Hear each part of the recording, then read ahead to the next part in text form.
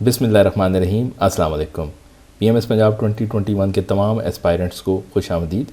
जिन लोगों ने अभी हमें ज्वाइन किया है इस वीडियो के बाद, उन सब के लिए भी एक अच्छा मैसेज ये है कि इस चैनल के ऊपर आपको PMS से रिलेटेड सोशल वर्क, उर्दू और इंग्लिश की बहुत अच्छी वीडियोस मिलेंगी। आप हमारा जो फीडबैक है वीडियोस का वो कमेंट्स में देख सकते हैं और उसके बाद आप खुद डिसाइड करें कि आपको इस चैनल को फॉलो करना चाहिए या नहीं। अगर आप समझते हैं कि फ़ॉलो करना चाहिए तो सब्सक्राइब ज़रूर कीजिएगा और अपने ख़यालात का इजहार हमारे चैनल पर किसी भी वीडियो में कमेंट्स की शक्ल में ज़रूर दीजिएगा। तो चलिए शुरू करते हैं। आज की वीडियो सोशल वर्क का लेक्चर नंबर 12 है और ये है secondary methods of social work. Primary methods हमने जो है वो लेक्चर नंबर 11 की ABC सीरीज़ में पढ़े थे और लेक्चर नंबर 12 के अंदर जो हम secondary methods of social work हैं उन तीनों को देखेंगे। तो अब हम थोड़ी बात करते हैं रिसर्च की। देखें, रिसर्च को हमने थोड़ा सा समझना है और जब आपको ये कॉन्सेप्ट समझ आ जाएगा तो फिर आप इसको पेपर के ऊपर आप इससे रिलेटेड को क्वेश्चन करना आपके लिए मुश्किल काम नहीं रहेगा। जब हम रिसर्च की बात करते हैं तो रिसर्च से मुराद होता है, मतलब हमारे माइंड में आता है कि कोई किसी चीज़ की लॉजिक ढूंढना, किसी चीज़ की इन्वेस्टिगेशन करना। इन्वेस्टिगेशन या इंक्वायरी इन अ सेंस कि हमें उसके अनासर का पता चले कि वो एलिमेंट्स किन एलिमेंट से मिल के बना हुआ है, किन एलिमेंट्स के ऊपर उसका इफ़ेक्ट पड़ता है या कौन से दूसरे एलिमेंट्स उसके ऊपर इफ़ेक्ट डालते हैं। तो मतलब हम चीज़ों का रिलेशनशिप स्टडी कर रहे होते हैं। आपने ये मेरी बातें बड़े गौर से सुननी है क्योंकि यही जाके सारा आगे आपका लेक्चर होगा। अगर मैं एक बात कहूँ, मैं कहता हूँ कि जो न्यूली इंडक्टेड सिविल सर्वेंट्स हैं PMS के और CSS के, they are more motivated than the experienced ones. तो मैं क्या बात कर रहा हूँ, मैं किस बेस के ऊपर ये बात कर रहा हूँ?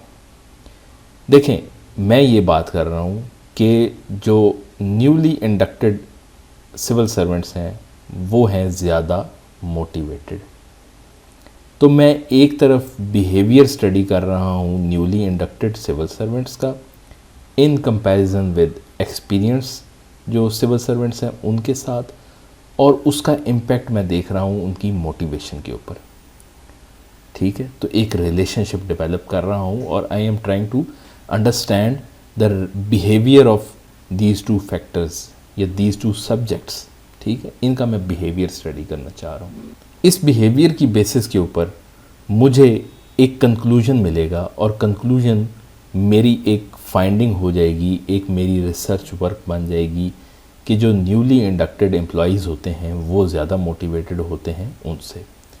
इसका वाइस वर्सा भी हो सकता है। ये तो अभी हम एग्जांपल ले रहे हैं कि जो एक्सपीरियंस्ड हैं वो ज़्यादा मोटिवेटेड होते हैं। तो ये तो हमें स्टडी करने से, लोगों के बिहेवियर स्टडी करने से पता चलेगा। लेकिन ये जो हम सारी स्टडी की बात कर रहे हैं ये क्या है बेटा? This is research. और यही जब हम सोशल कॉन्टेक्स्ट में लाइक लोगों का बिहेवियर अंडरस्टैंड करने की कोशिश करते हैं, दैट बिकम्स सोशल रिसर्च। ठीक है, तो अब हम जब देखेंगे कि व्हाट इज़ सोशल रिसर्च तो हमारे माइंड में कुछ चीज़ें आएंगी like systematic study of behaviour of people, scientific study of society. ठीक है, सिस्टमैटिक मीन्स ये आप स्टेप बाय स्टेप एक प्रोसीजर के साथ, एक सेट फॉर्मेट के तहत आप लोगों का बिहेवियर स्टडी कर रहे हैं। ठीक है, scientific study, scientific means that can B empirically proved, यानी कि जो आप एक चीज़ यहाँ पे एक जगह पे आपने प्रूव की है वही अनासर के साथ दूसरी दफ़ा जब वो रिपीट की जाए तो वही रिजल्ट्स आएँ। ठीक है, तो scientific study of society. Social research aims at finding social patterns of regularity in social life, यानी कि फिर आपको सोशल पैटर्न्स मिलते हैं। लाइक ये जो मोटिवेशन हमने बात की, या हम कोई और एग्जांपल ले लेते हैं कि लेट्स सपोज जो चाइल्ड लेबर है, जो बच्चा जिसने बचपन में लेबर में इन्वॉल्व रहा है वो बड़े हो के उसका जो रुझान है वो जो इल्लीगल एक्टिविटीज़ हैं उनकी तरफ जा सकता है। ठीक है, या हम कहते हैं कि जिन बच्चों का अपने पेरेंट्स के साथ रवैया सही नहीं होता वो डिलिंक्वेंट हो जाते हैं। ठीक है, तो ये क्या है? ये मैं सोशल पैटर्न स्टडी करने की कोशिश कर रहा हूँ और मुख्तलिफ सोशल पैटर्न स्टडी करते 1, 2, 3, 4, 10, 20, 100 स्टडी करके मैं एक कंक्लूजन पे पहुँच जाऊँगा कि हाँ जी, जिन बच्चों का पेरेंट्स के साथ रिलेशनशिप सही नहीं होगा वो क्रिमिनल एक्टिविटीज़ में इन्वॉल्व होंगे। ठीक है, तो अब मैंने इसे कंक्लूजन ड्रॉ कर लिया और इस कंक्लूजन का फ़ायदा उठाते हुए मैं सोशल वर्क में ये चीज़ बता सकूँगा कि जी ये जो बिहेवियर है ये सही करना ज़रूरी है, अदरवाइज़ बच्चे जो हैं वो क्रिमिनल एक्टिविटीज़ में चले जाते हैं। क्यों? क्योंकि हमने इसको 100 केसेस के ऊपर स्टडी किया और हमें ये रिज़ल्ट्स मिले। तो ये सारा काम सोशल रिसर्च का हो रहा है। ठीक है, तो एक बड़ी इंपॉर्टेंट यहाँ पे जो फोर्थ पॉइंट है that is relationship between one or more variables. फिर सोशल रिसर्च क्या है? To answer a specific problem or to increase the body of knowledge. ये अभी टर्म्स हैं सिर्फ, आप कहेंगे कि ये क्या systematic study of behaviour of people है, साइंटिफिक स्टडी ऑफ सोसाइटी है, सोशल रिसर्च है, कोई रेगुलर पैटर्न फाइंड करने के लिए रिलेशनशिप है, to answer a specific problem है, क्या चीज़ है? ठीक है, तो इसको हम फर्दर थोड़ा सा देखें तो हमने ये 4-5 लफ्ज़ जो हैं वो बोले हैं, systematic, investigation, solution of specific problems या जनरलाइजिंग सोशल वर्क नॉलेज। सो जनरलाइजिंग का मतलब यानी कि 100 लोगों का, एक बच्चे का स्टडी करने के बाद, 10 का स्टडी करने के बाद, 100 का स्टडी करने के बाद मैं कहूँगा कि पूरा माशरा, चूँकि मैंने 100 के ऊपर स्टडी कर ली है और अब मैं ये कह सकता हूँ कि पूरे माशरे के अंदर जिसमें 2000, 20,000, 50,000 लोग हैं उनके साथ भी ऐसा ही होगा। तो मैंने अपनी फाइंडिंग जो है वो जनरलाइज़ कर दी है, यानी कि उसको पूरी जो पॉपुलेशन है उसके ऊपर अप्लाई कर दी है, उसके ऊपर जनरलाइज कर दी है। ठीक है, तो हमने ये वर्ड्स इस्तेमाल किए। अब देखें, systematic, investigation, solution of specific problems, generalising social work knowledge, यहाँ से फ्रीडलैंडर की सोशल रिसर्च की डेफिनेशन बनती है। और यही वर्ड जो वहाँ पे पहले आपको बताया यहाँ पे येलो हाईलाइटेड है, social work research is a systematic critical investigation of questions in the social welfare field with the purpose of yielding answer to the problem of social work and extending and generalizing social work knowledge and concepts।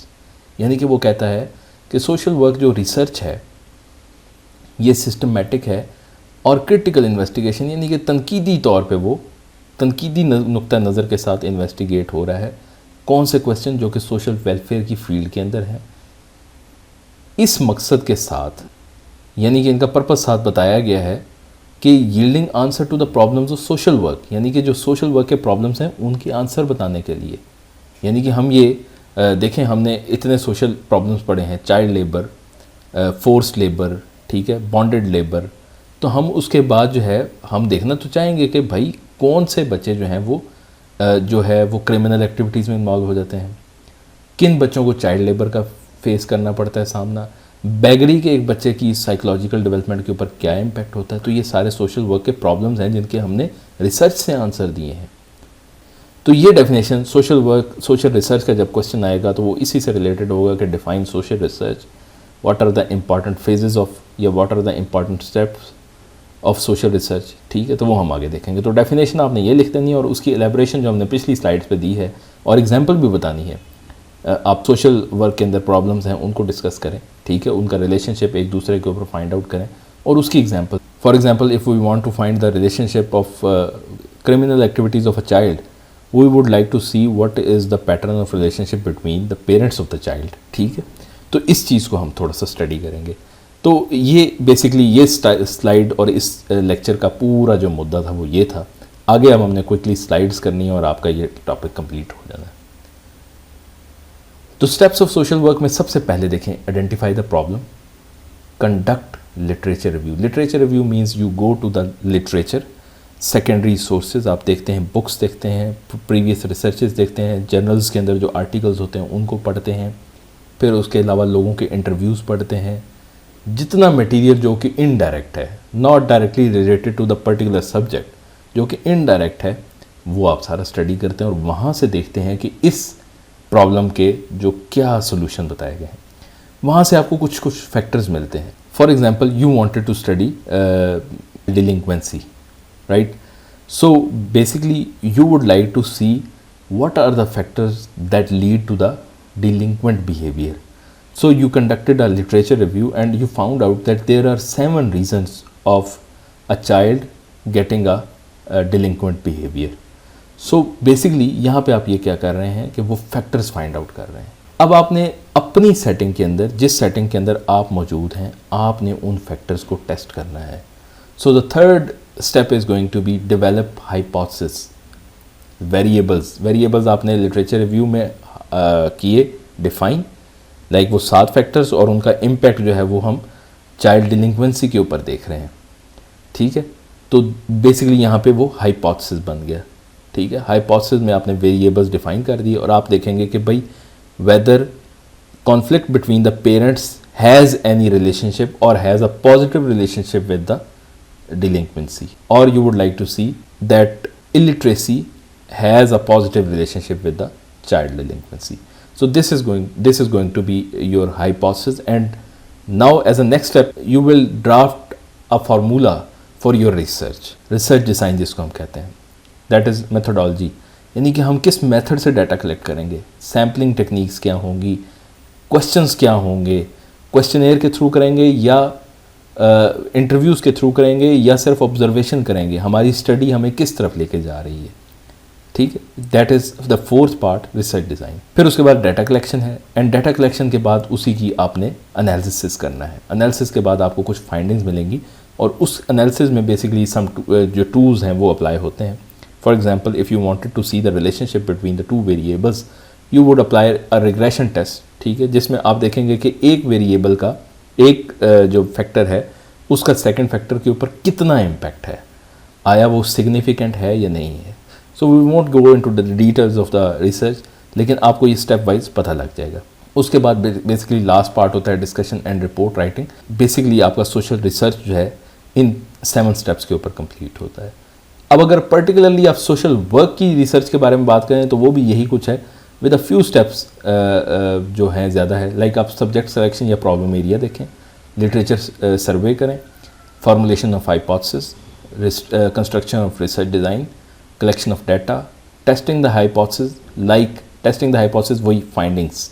ठीक है, analysis and interpretation, यानी कि regression का test आ गया, कोई value आ गई, जी test की value आ गई, तो वो अब आपको पता नहीं है कि इस वैल्यू का मतलब क्या है। So you will interpret that data कि कितना इम्पैक्ट है, आया वो इम्पैक्ट जो है वो सिग्निफिकेंट है भी या नहीं है। उसके बाद you go into the results and discussion of the findings, like कि जी वो आपकी जो रिसर्च है वो कितनी अप्लाई होती है। And in the social research you are going to generalise that finding, like अब आपने एक छोटे से पॉपुलेशन के ऊपर, सैम्पल के ऊपर जब आपने स्टडी किया तो उसको आप जनरलाइज करेंगे कि जी जो हमारा पॉपुलेशन है, जो पाकिस्तानी सोसाइटी है या जो पाकिस्तान के रूरल एरियाज़ हैं, वहाँ पे ऐसा बिहेवियर देखा जाता है। तो ये आपकी टोटल सोशल रिसर्च है। ठीक है, अब आगे जो PMS का है उसमें उन्होंने एक्स्ट्रा जो हमें दिया हुआ है कि जी डाटा कलेक्शन के जो मेथड्स हैं वो बताएं। तो you are going to just further go into the detail of this part only.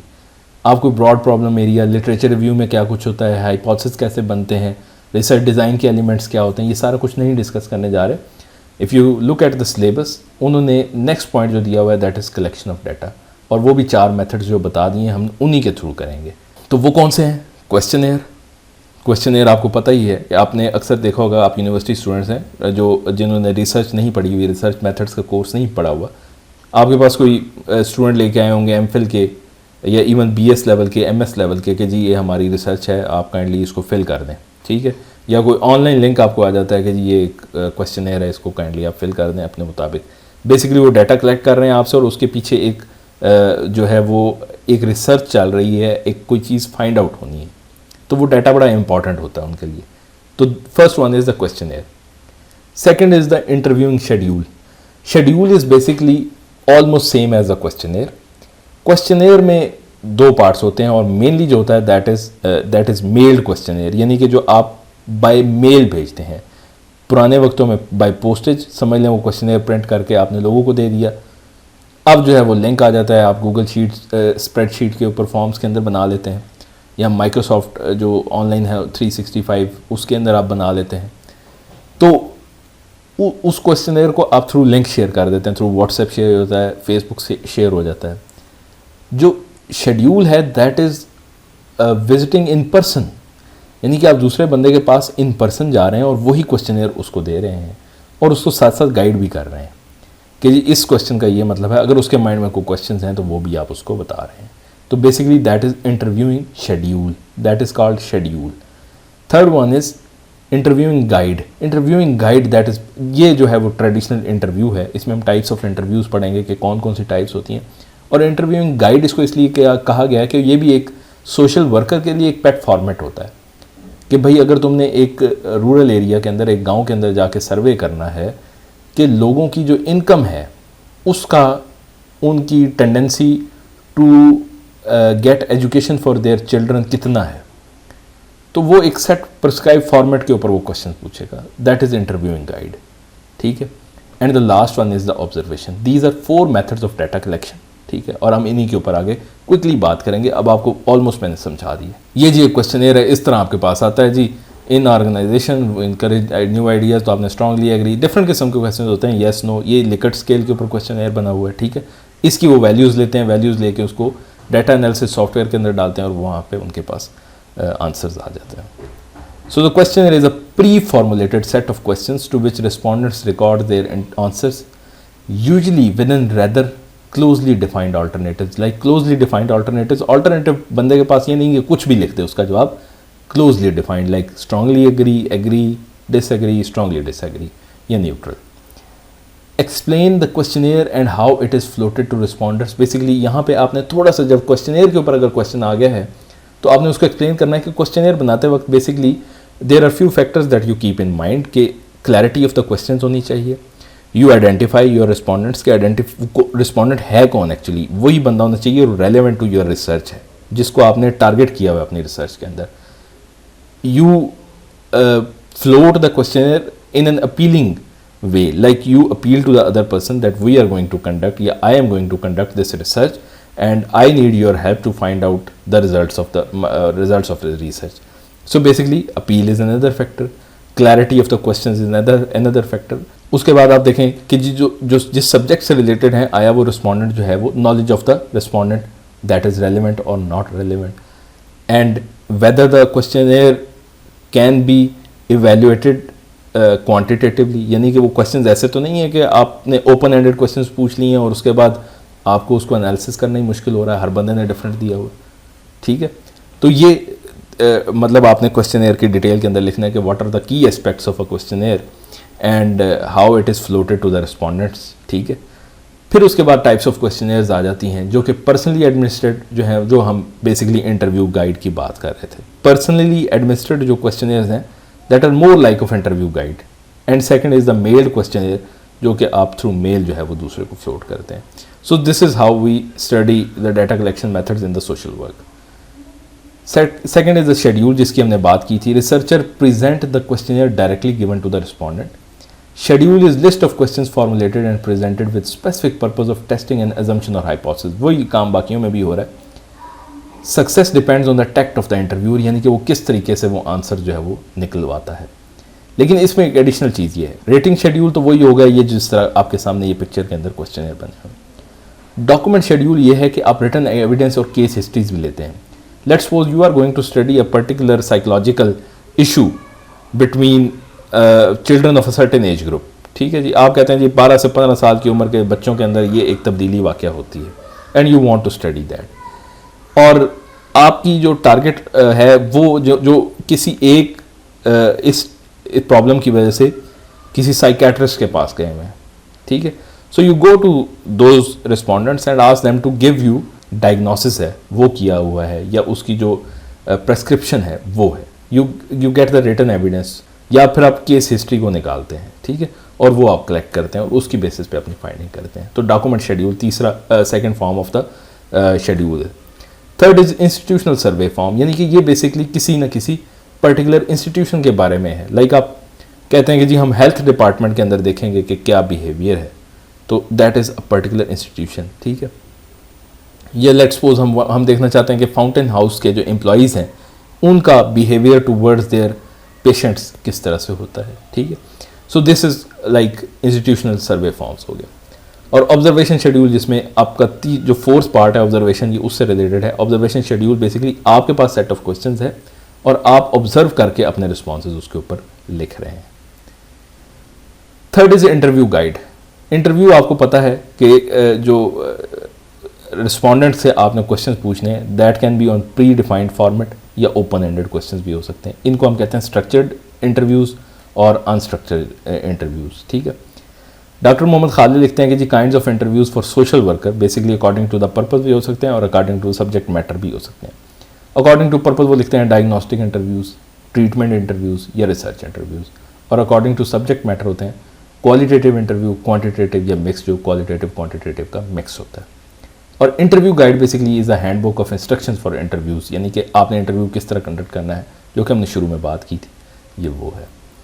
तो आई होप कि आपको काफ़ी हद तक ये चीज़ें क्लियर होंगी। Last is the observation. उसमें दो टाइप्स की ऑब्जर्वेशन होती हैं, non participant observer and participant observer.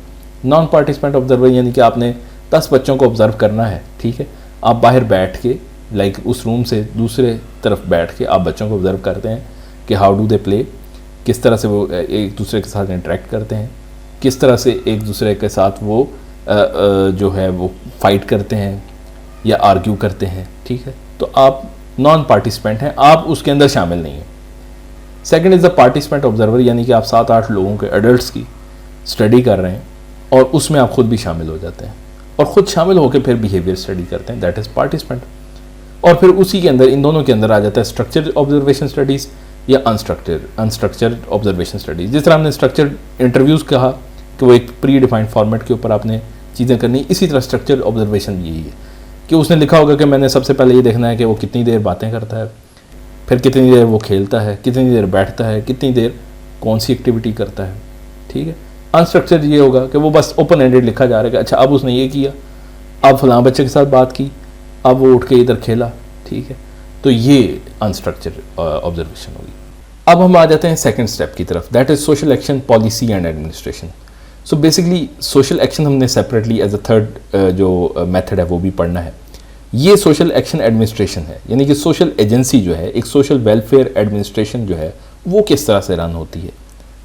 यानी कि एक ऑर्फनेज है, एक ओल्ड हाउस है, उसके अंदर जो है या कोई एनजीओ है जो कि लेट्स सपोज किसी क्रिटिकल इशू की तरफ वो ध्यान देती है, लोगों की मदद करती है, पॉवर्टी के ऊपर काम करती है, किसी भी सेक्टर के अंदर काम करती है, तो उसकी जो एडमिनिस्ट्रेशन है वो किस तरह से रिफ्लेक्ट होगी। Basically it's transformation of theory into practice. Social research में आपको पता लगा कि लो इनकम जो ग्रुप्स हैं, जो पीपल हैं, वो अपने बच्चों को उनकी पढ़ाई की तरफ तवज्जो नहीं देते। तो जो सोशल वेलफेयर एडमिनिस्ट्रेशन होगी that will basically transform that finding into an activity. Like वहाँ से वो आपको पता लगा कि आपने उनके ऊपर ध्यान देना है, तो सोशल वेलफेयर एडमिनिस्ट्रेशन का काम होगा कि जो पॉलिसी है उसके मुताबिक उसको अप्लाई करना। तो social policy is basically transform into social services. ये आपका social action, policy and administration है, यानी कि social action, policy and administration. Social welfare administration is thus a process of transforming social policies and objectives into social actions. Arthur Dunham क्या कहते हैं जी? Administration is the process of supporting or facilitating activities which are necessary and incidental to services by a social agency. Scope of the social welfare administration है और इसमें ये बहुत ज़्यादा कॉमन समटाइम्स जो एडमिनिस्ट्रेशन के रिलेटेड जो एफपीएससी पीपीएससी क्वेश्चन होते हैं उसमें बहुत ज़्यादा ये इसका एब्रीविएशन पूछा जाता है। पोस्ट कॉर्प जो है ये है planning, organising, staffing, directing, coordinating, reporting, budgeting. आप में से जो मैनेजमेंट के स्टूडेंट्स हैं वो समझ गए होंगे कि ये सारी जो है वो बेसिकली प्रिंसिपल्स ऑफ मैनेजमेंट के मैनेजमेंट की एक्टिविटीज़ हैं। ठीक। और दूसरा इंटेग्रल व्यू है जिसमें ऊपर वाला आप देखें planning, organising, staffing, directing, coordinating, reporting and budgeting में इम्प्लीमेंटेशन का फेज़ नहीं है, तो इंटेग्रल व्यू के अंदर इम्प्लीमेंटेशन को इसके साथ ज्वाइन किया गया है। So these are basically 2 parts of the scope of social welfare administration.